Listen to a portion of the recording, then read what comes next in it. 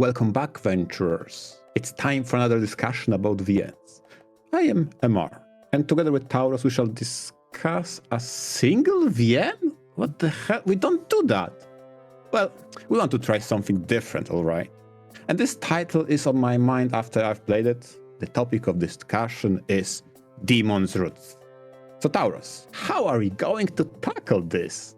Yes, we're going to just have every spoiler out there on the table. We're going a deep dive for once. So, if anyone hasn't read Demon's Roots, or I guess you could say played Demon's Roots, I would generally check it out. I generally enjoyed it. It has a lot going for it. It's very good. And so if you haven't read it, it would probably behoove you to stop the video now, unfortunately. We'll see you next week. But yes, if you have, then, MR and I, having both read it, wanted to go a lot more into detail about elements of what makes Demon's Roots so good, and some of its flaws, and some of the other deeper aspects with its ending and whatnot. And as for another point, Demon's Roots probably doesn't count as a visual novel, in my opinion. It's an RPG maker game that has a lot of text, and has a lot of focus on character interactions, and it has plenty of arrow as well. I don't personally consider it a visual novel, but it's definitely adjacent. Some people do, so close enough. We figured we can talk about it here. Exactly, and funny enough, I'm not such a stickler to it being VN or not. Honestly, I don't care. Although we tend to cover VNs on a VNture podcast, obviously. I feel like the script and how it's written is such a good material. I would hesitantly say it actually does qualify by the amount of text and the quality of it.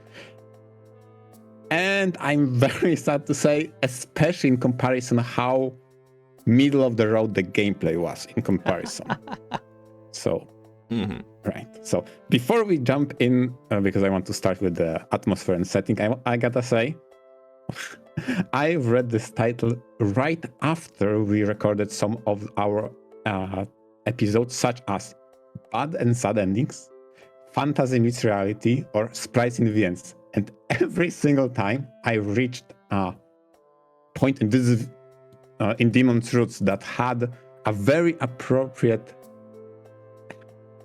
to those three topics showcase of that. I was laughing so hard how fit in those categories and those topics that particular title was, especially since a dark fantasy, somewhat depressing title in which the protagonist forces try to do good and try to find hope in an otherwise hopeless situation is a kind of setting I tend to read.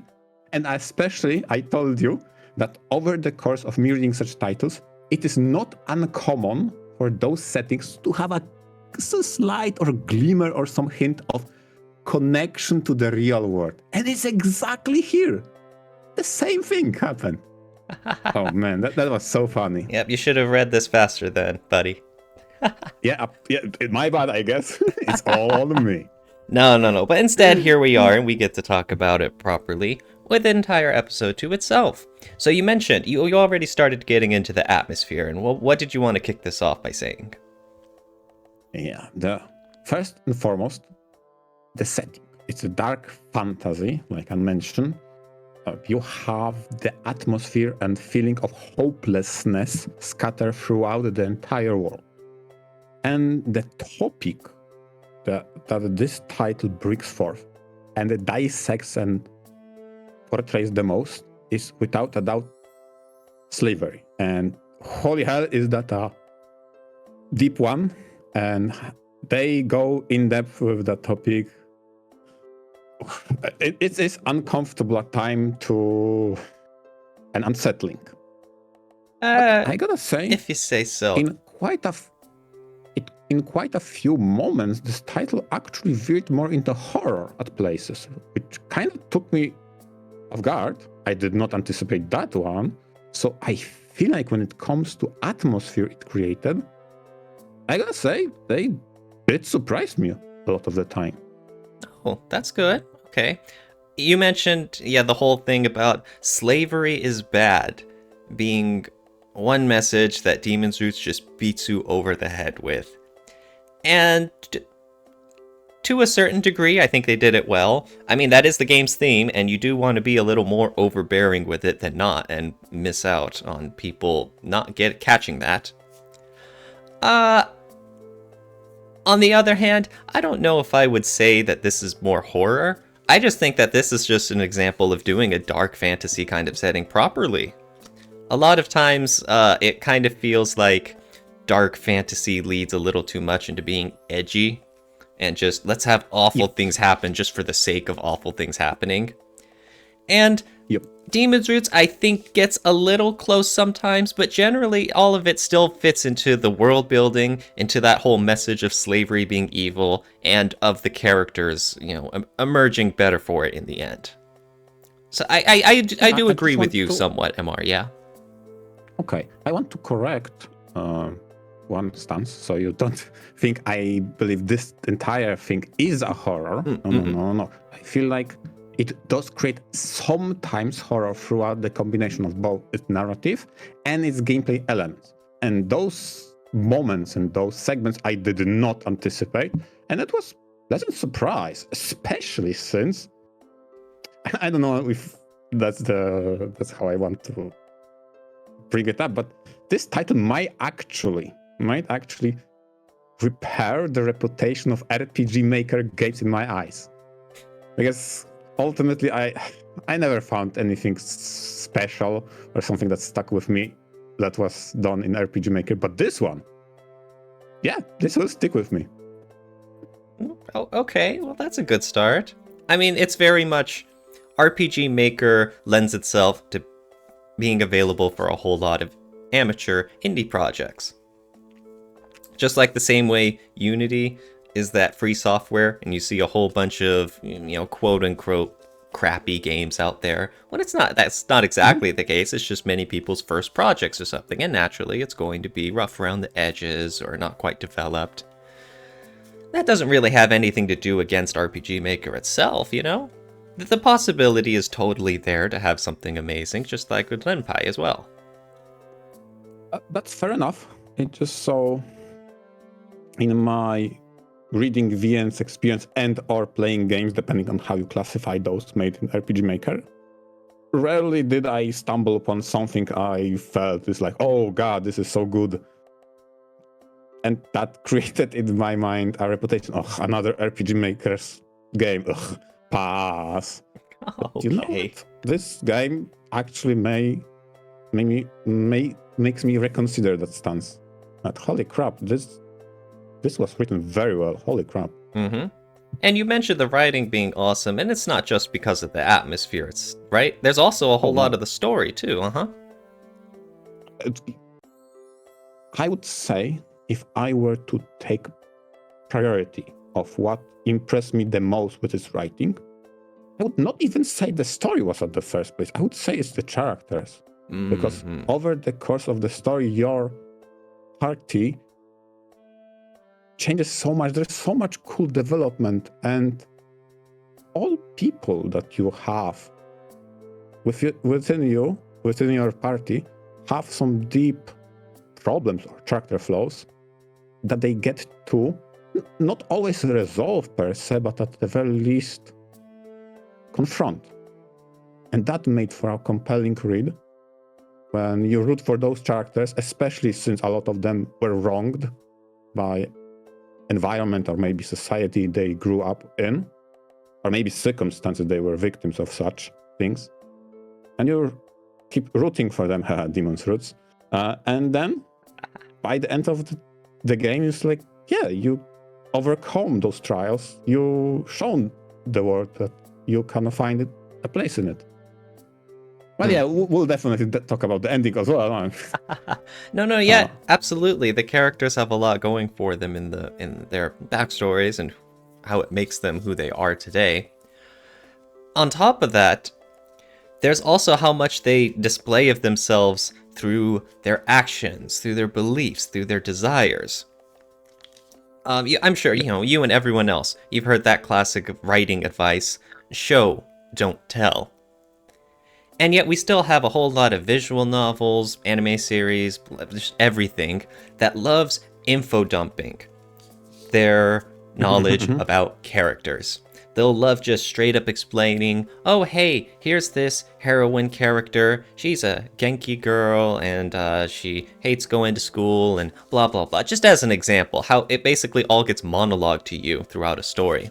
Demon's Roots is so good because so many times you get to see characters doing stuff. You hear about like these traumatic backstories of some of the characters and whatnot, and instead of just talking about them and explaining them, they do things. They're pushing through in the present day, either, lashing out because of it, or taking steps against it, or like these characters have goals and they're fighting for them the whole time. And that way, it's like, if they come across so much more human than what you first think of them at the beginning.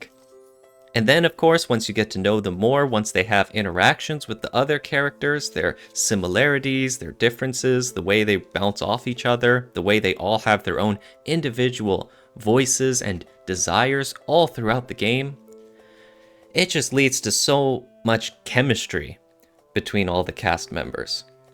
They all feel so much alive. Like, yeah. And I feel like part of that show don't tell impact was because not all of that was positive. Some people in your party behave very badly for a situation and messed up because that's who they are. I vividly remember the segment in which your favorite named character, Naizeta, failed negotiations because he just couldn't stomach the person he was negotiating with and tried to stab him. Like, yeah, you fucked up the entire point of this negotiation, but yeah, he just couldn't stand that other person, his brother. And it kind of gets laughed off as a joke, both by us and in the story. But then again, you also see throughout the chapter, and as the more you get to know them, no, that's seriously a hot button issue. I'm so sorry, I don't know how to pronounce his name. Najesta, really did try to negotiate his way through it because that would have been the best solution for the party at the time. And no, he straight up lost control and tried to kill that MF. Yeah. It's funny because that plan was something he came up with. He actually shown us, the reader and the other members of the party, that it is possible. He was very deep in those negotiations, and at the most crucial point, by the end, he fucked it up because he just couldn't stand it anymore. But Dave, that's actually interesting. And there are so many moments like that scattered throughout the entire journey. It's hard to even say. Yeah, many. You know what? Let me harper a little bit on gameplay right now, because I feel like they had an incredible opportunity to tie that show and tell with the gameplay aspect. And one of my favorite example of it has to be when your Ange character joins your party, right? It's very early on. That's one of the first people you have in your party. And it's immediately explained to you, she's a pacifist. She doesn't want to fight. And she doesn't want to fight even the opponents. She wants to save everybody.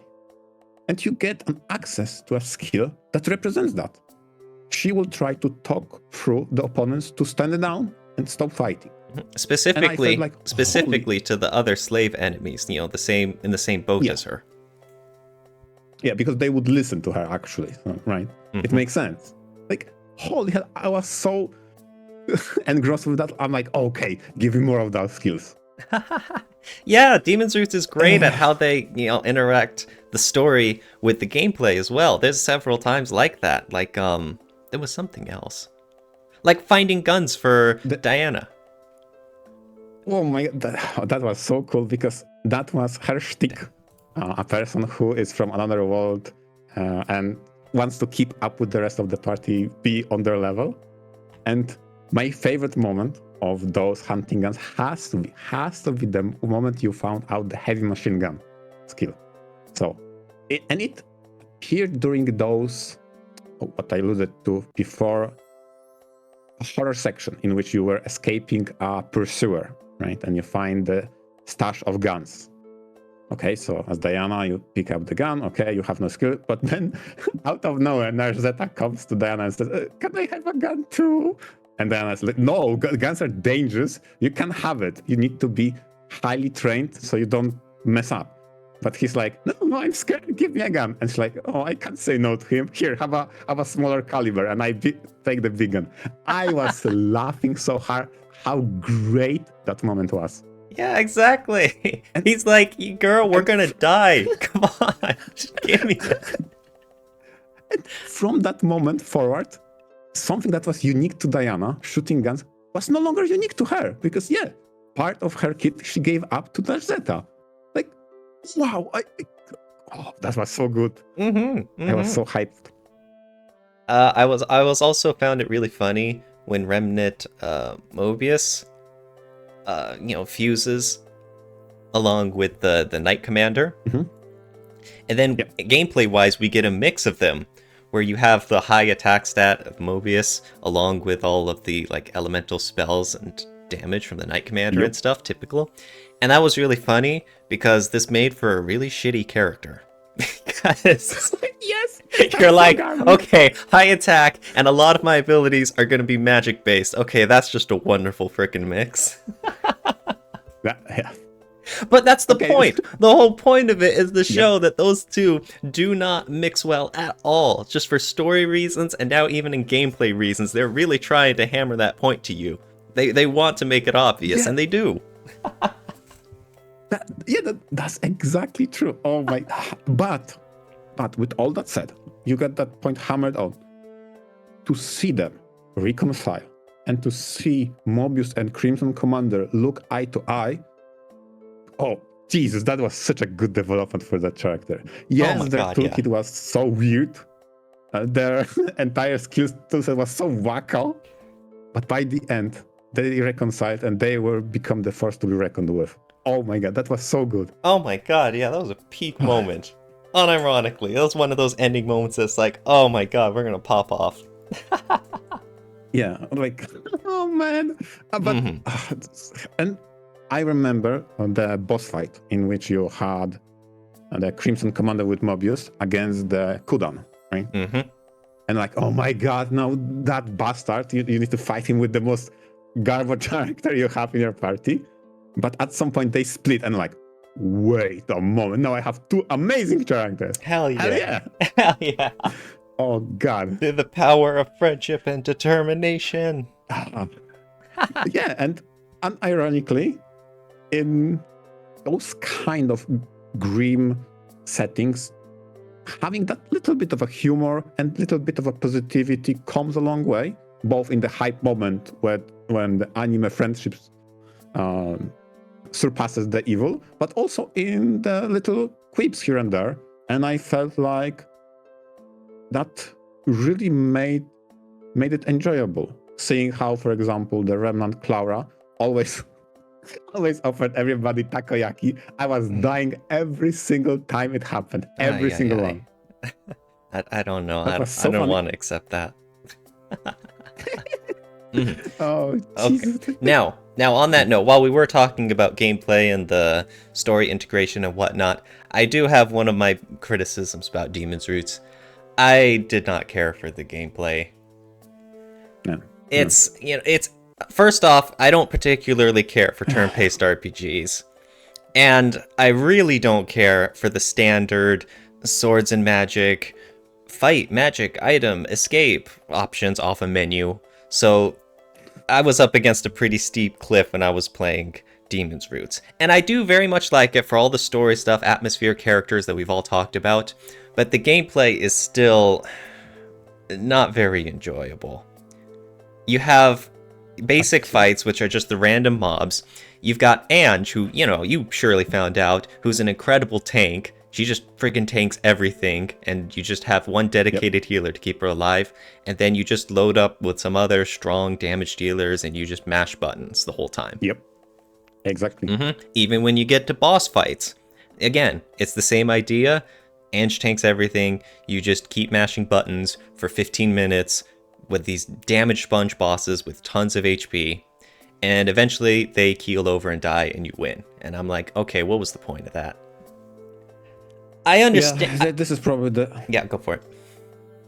Yeah, this was probably the saddest part for how much of an opportunity they had with gameplay and examples I provided of how the gameplay story loop, feedback loop worked. Sadly, the majority and the reality of the situation was that the gameplay was just whatever. The fact that those elements that I provided with gameplay were honestly the only ones that I liked with the gameplay story feedback loop speak volumes. Especially like you said, you had Ange that was de facto the tank for the entire team. There was no one else, let's be honest. And the only moment I didn't have Ange in the party was once you reach a certain point, you're so overpowered you don't need a tank for the random fights, and you put Ange only for the boss killing. That's the only changes I made to the party at that point.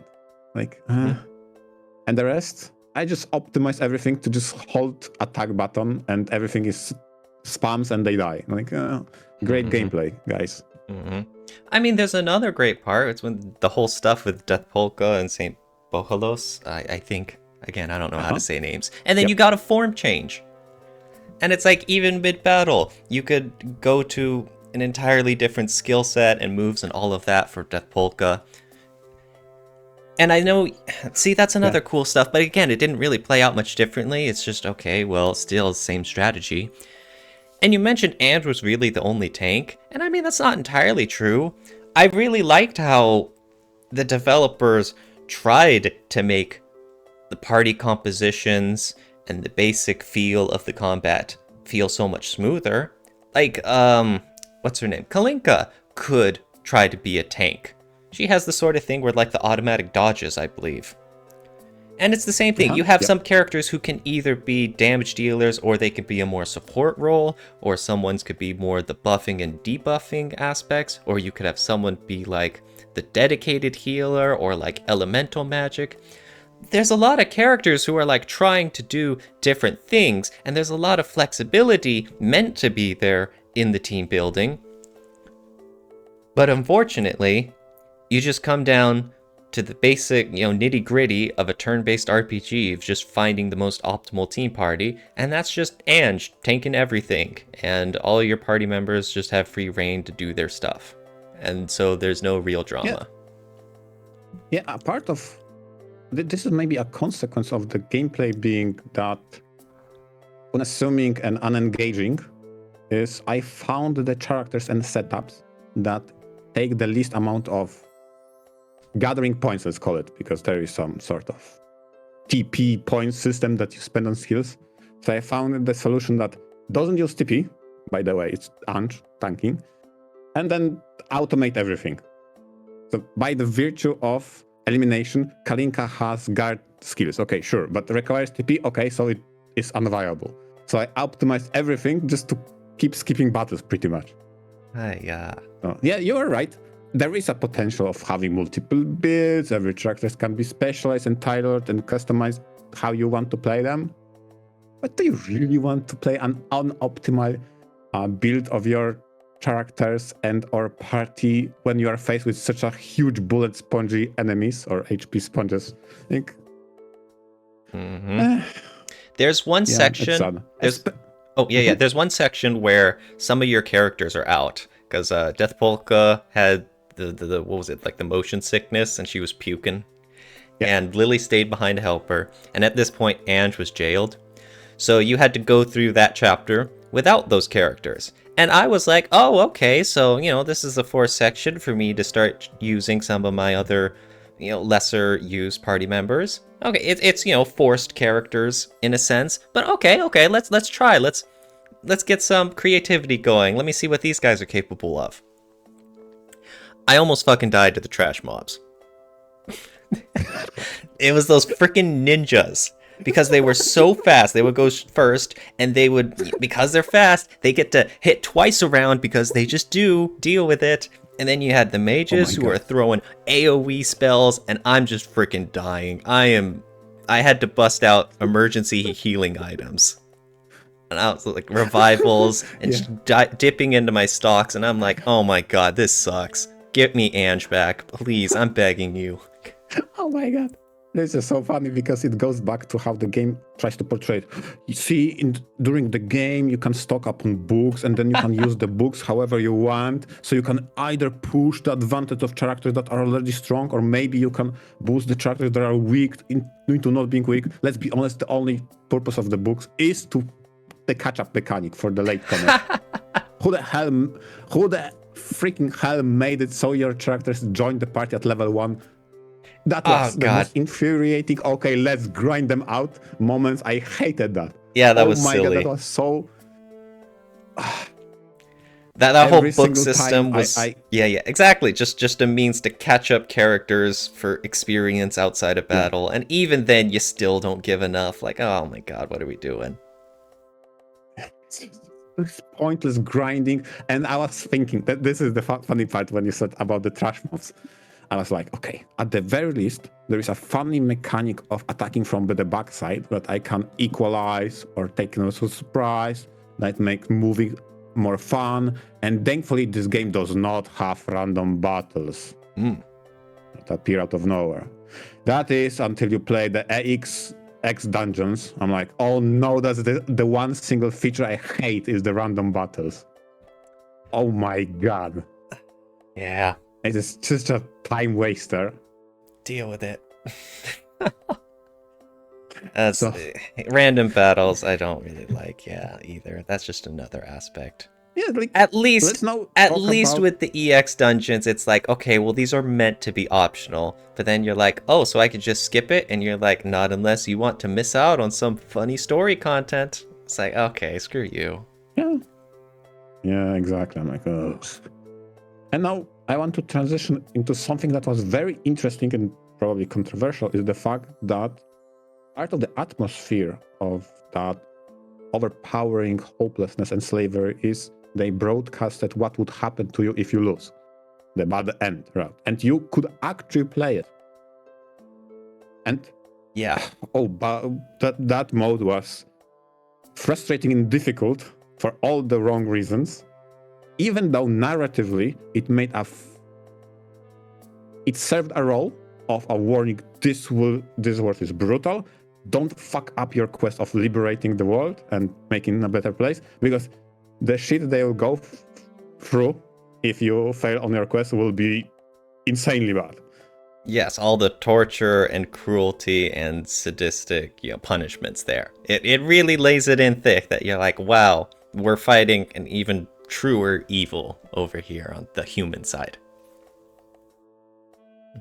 Now, on this note, I guess we can talk about the arrow part of Demon's Roots. And like you mentioned, one of them, there's a ton of it stuffed into this bad ending mode, like you're describing, right? Yeah. A lot of it is awful. This what's it called? This bad end stuff is awful because of the gameplay portions where they don't tell you anything. There's no info on like any of the items or the enemies or the secret passages that are necessary to progress. All of that stuff. Let me zero in for a moment on the arrow part, because the moment I played the bad end, I had the flashback. Oh god, it's Dead End Ages again. Oh hate. Oh fuck no, not this shit again. Oh no. I was like, oh no.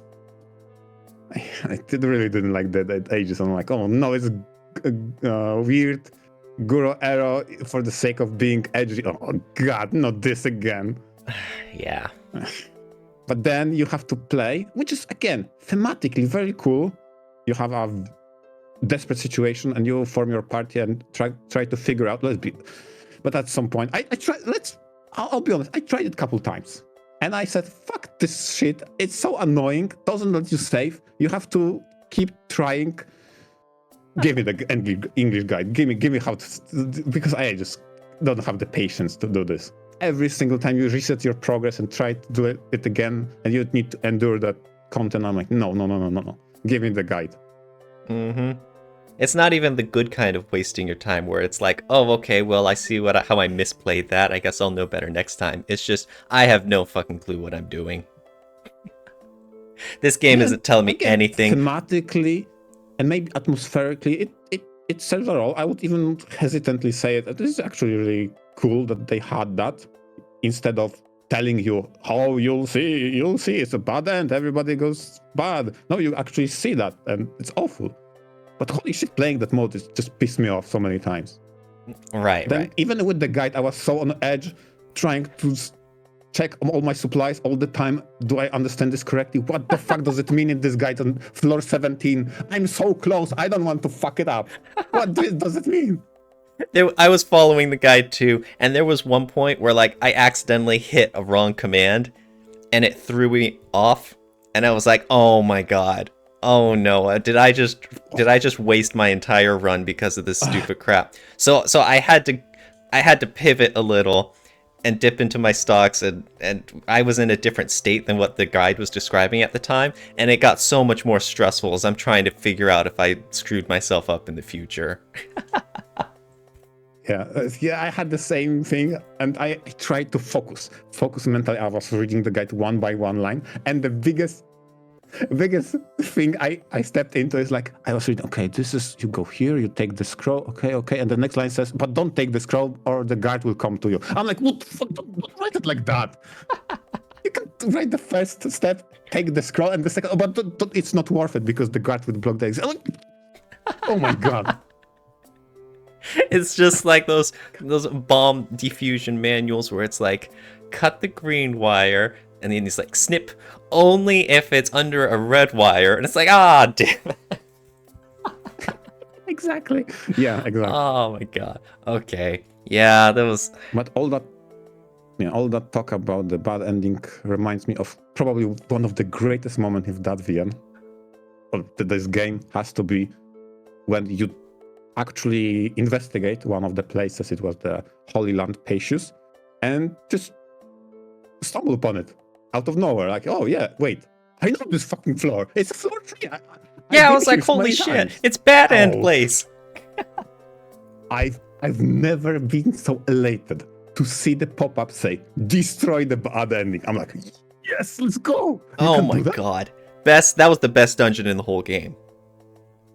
Oh my god, it was so good. Oh. Yeah, the whole time they were talking about, okay, we need to find the prison where, they're taking the prisoners and torturing them. And it was like, okay, yeah, we're going to find it. And it never clicked to me that, wait, that was the same place that you were being taken to in the bad ending. And then we stumble into it, and I see like those familiar layouts and some of the items and the enemies, and I'm like, oh my god, we are here, and I'm not like super nerfed and tortured and all of that. I'm at full strength. We are gonna blast through this whole place. Exactly. There is no avoiding enemies. We're defeating everybody. All the circles get kicked in. Exactly. Oh my god, that was so good. Oh my god. That unironically, that was like maybe the highlight of the whole game. God, that was so satisfying. Yeah, and honestly, there were a lot of good moments, but holy hell, that one, oh my, that was so good. Oh god. I love it. And I've specifically listed because I really wanted to, at the very least, briefly mention how the progression looked, all the stages, in how you started your demon invasion in Bohelos, and you slowly but surely tried to strategically conquer the land. So, for example, the first land you've visited is the King of Shingana, the Kingdom of Savagery, and it was a very basic approach to slavery, like the meat shield, the captured people from the conquered territories. And it's like, okay, I see where this is going. This slowly ramps up, because the next one, and if you want to say something about particular territory, please interject me. But the second one was interesting, how you up the stakes. So now we're in the merchant kingdom planet. It's no longer about just having servants, but rather merchandise, and how it would look in the entertainment business with Colosseum, right? Okay, more darker than that. Okay, let's go even further around. So you got to Ruklok.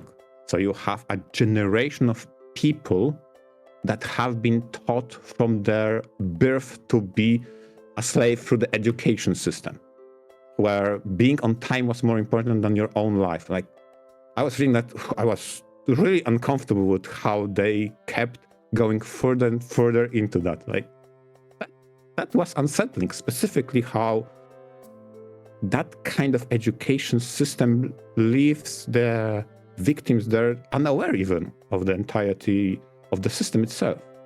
But even further beyond, when you had the land of sacrifice, Orpha, that was probably the most dreary place you visited, when the slaves no longer were merchandise or batteries in case of the Rukluk. They were actually tools, mining tools, with how they did the gong and they uncover ore, right?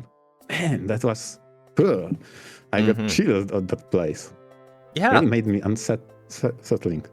Yeah, like I said, I think Demon's Roots still hammers that message over its head that slavery is bad, a little too heavy, but they portray it, in very unique ways, ranging across the entire game, ranging across different regions. We really do get to see all the many ways that this evil empire is holding down so many others' lives for their own benefit. And you get to see firsthand so many times of how these people, these slaves, are abused along the way. And so it really gives you something to fight for, that even though you're technically the evil demons, it's not like you're invading this happy, peaceful land and slaughtering innocents along the way and selfishly feasting on your own desires. A lot of it, this still turns into a sort of good versus evil structure, where it's like, even though you're the evil demons of generations past, in a sense, you're the ones who get caught up fighting for justice. And I do think that was a tight balancing act for the story to try to follow, but I think they pulled it off well. Exactly, especially since with every region you found someone you converted to your side, and over the course of that arc, they became more fun towards the protagonist, to Death Polka. But that wasn't the end of their journey. It's basically the beginning of how they changed. I specifically remember how Sarasa and Kalinka were very antagonistic towards each other, but over the course of the story and how they see each other struggling, they grow to be very close friends. And I felt like that's super touching. Yeah. How they developed. And the same can be said about Diana and Naijeta. Those were so good character moments, how your party over the course of that struggle developed.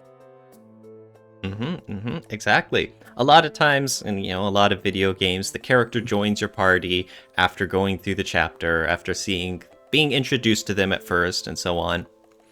And then they just kind of get held in stasis, where, they speak up and they're part of the scenes for the rest of the game, but they're just around, just, following you like a puppy dog.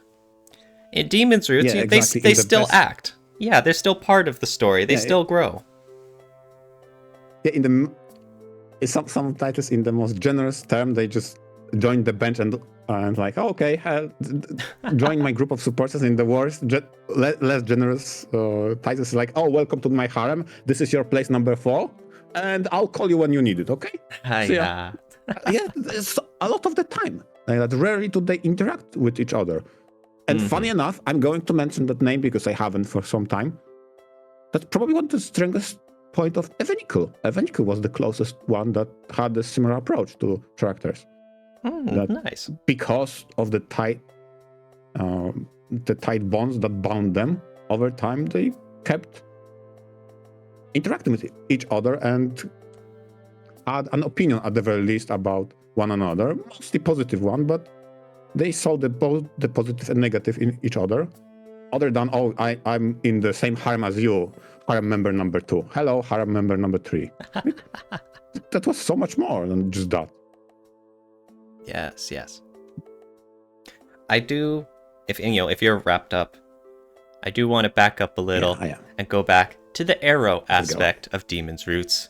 And I'm not gonna lie, I honestly didn't like it. There was we went over the bad ending mode, and it's like, okay, yeah, there's a lot of arrow just for the sake of shot content, and it's like, okay, please, let's get a move on.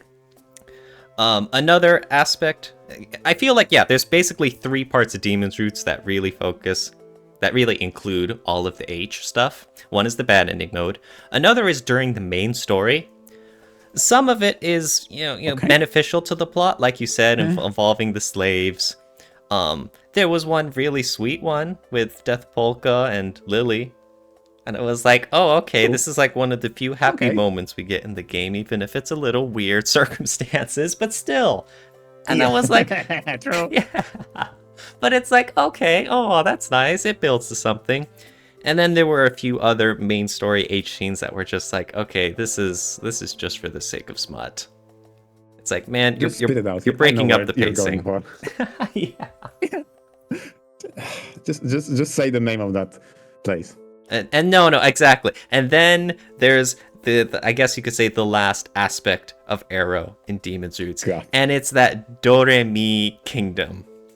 Oh my god, I hated this place. Jesus Christ.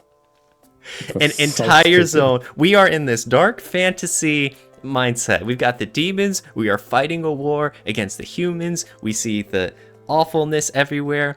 And then we go to some messed up amusement park. And there's the bright, cheery music. And there's the confetti and balloons everywhere. I'm like, what are we doing here? And now we are gonna play gotcha for H scenes. I'm like, we have lost the plot. That's.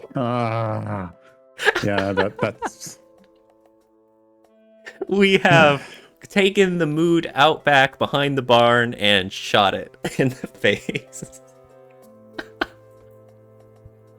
That was so whack. It was, and then the funniest part is that, okay, you first get introduced to this land, and it's like, okay, this is the side casino area where I get to get my rocks off whenever I feel like visiting. Okay. And then much later in the story, we're like, oh no, Do-Re-Mi Kingdom is plot relevant. We gotta go back there to figure out what's going on with the spy. And then it's, oh, wait a second. There's the leader of the place. He's the Ultra Beast. He could teleport people. And he's running this, sex amusement park because he's looking for something. I'm like, oh my god, get me out of here. I cringe so hard in that place. It's just like... The fact that you have to play gacha to get some scenes unlocked, I'm like, oh my god, it was so cringy. I kept thinking, say, for what it's worth, I kind of by the end of the game, I kind of liked the king of the Do-Re-Mi, but it's not because of the Do-Re-Mi, let's call it. Yes. Because whatever. At least he had some motivation, and it had a skill that was used very interestingly to advance the plot later on in the chapter 5, which is fine, very cool. But the entirety of Do-Re-Mi was just, please kill me, no. Yes, I kept thinking to myself, this is like if you're reading Katua Shoujo, and suddenly in the middle of it, the characters are dropped straight into Nukitashi. Not any Nukitashi, because the Nukitashi with a one-armed bandit that says pull the lever and maybe you'll get an H scene. Like, what the fuck? What the hell is this system? Oh my gosh. Well, we gotta market ourselves as an H game somewhere, somehow. I guess so, yeah. At least it's, in hindsight, at least it's funny. That's true. At least it's funny, although I didn't laugh that often. I agreed with Death Polka so many times when she called everybody, oh, shut the fuck up, pervert. Yeah, I had the same attitude towards them, okay? Okay, but now somehow we survived that. Yes. Now there is one thing I've been looking forward to asking you the whole time about Demon's Fruits. What are your thoughts about the ending?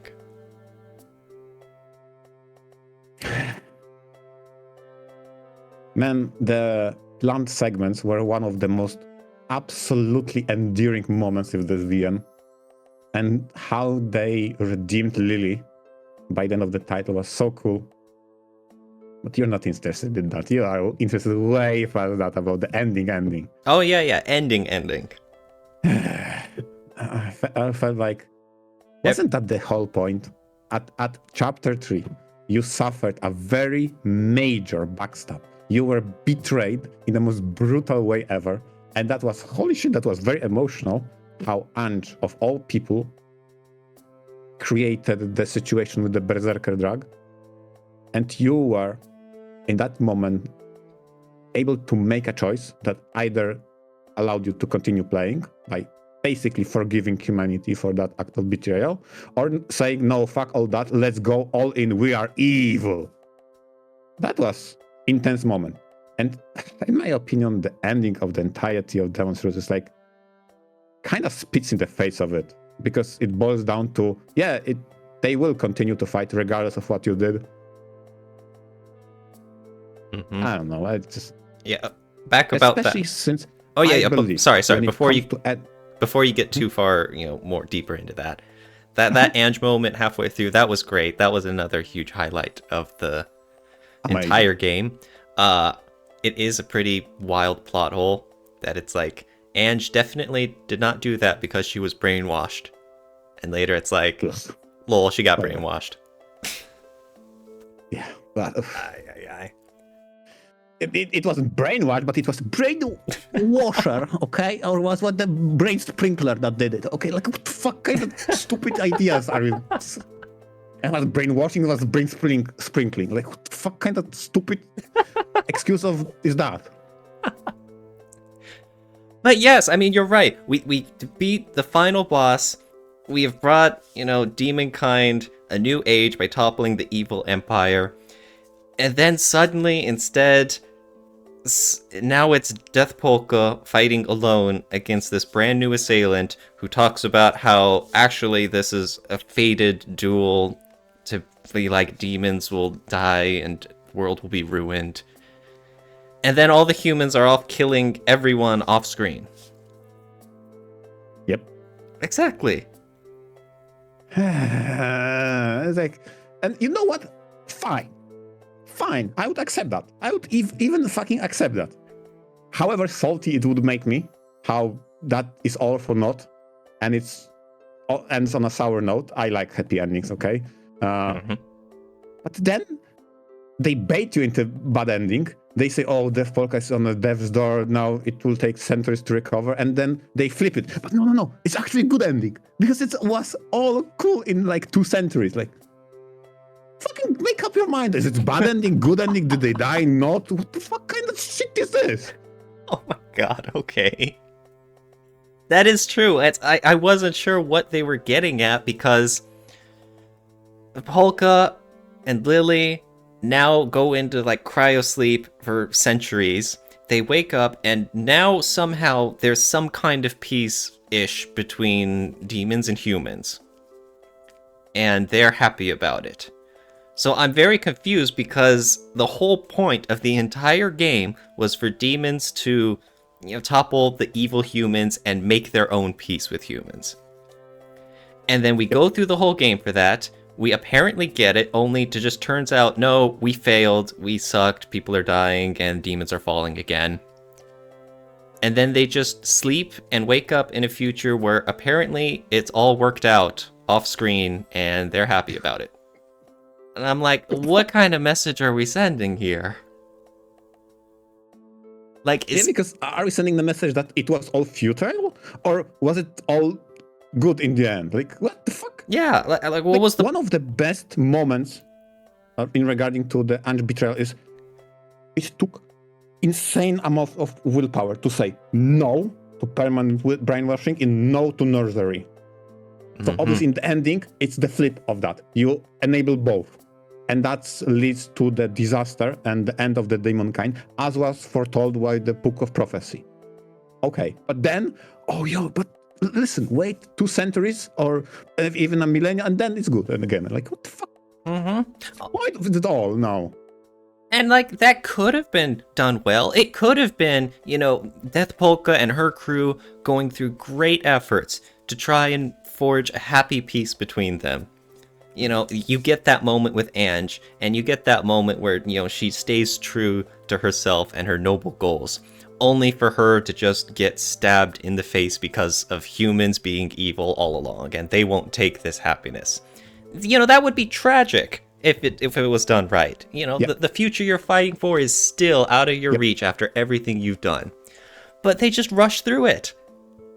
It's everyone's dying off screen, and it's like, okay, apparently the human army that I've never really heard about is just suddenly overbearing everything. And I'm like, what the heck is going... Did I miss, like, 2 chapters?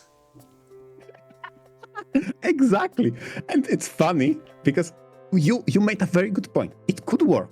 It really could work. You could have another very difficult ordeal, another overturning you have to do. Instead of trying your hardest not to enable, now you have to reverse the course of history instead of that. But no, instead you had like, 2 minutes. No, let's look at the clock. Okay, 2 minutes, everything died. Let's wait 1 minute, 2 minutes. Okay, now it's everything good. Like, what the fuck? What did you resolve everything in like 5 minutes? There's also the whole point of like we've mentioned, the character bonds and the characters themselves are some of Demon's Root's strengths. And so for an ending, we will now have Death Polka entirely by herself, with none of her friends or none of her interactions.